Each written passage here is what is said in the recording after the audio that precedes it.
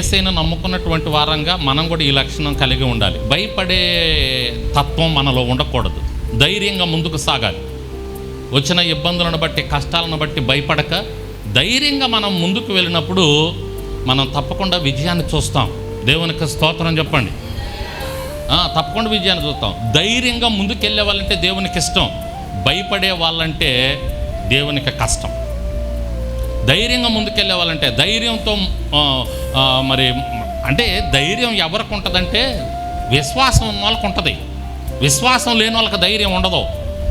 విశ్వాసం ఉన్న వాళ్ళకి ఏముంటుంది? ధైర్యం ఉంటుంది. ఎందుకంటే ఆయన నాకు తోడుగా ఉన్నాడు, ఆయన నా పక్కన ఉన్నాడు. యుద్ధం చేసేది ఆయన, కొట్టేది ఆయన, గెలిపించేది ఆయన, మనం కాదు కదా. కాబట్టి మనం భయపడాల్సిన అవసరం లేదు అని ముందుకు సాగారండి. దేవునికి స్తోత్రం చెప్పండి. హల్లెలూయా.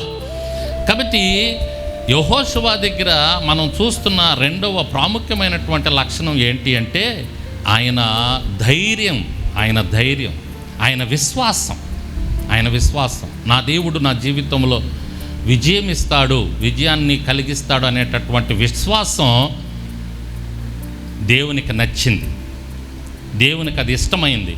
అందుకని యెహోషువని వాడుకున్నాడు. మోషే తర్వాత యెహోషువని నిలబెట్టుకున్నాడు.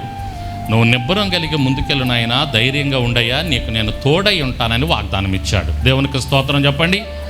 ఆ వాగ్దానం మన జీవితాల్లో నెరవేర్చబడాలంటే మనం ధైర్యంగా ముందుకెళ్ళాలి.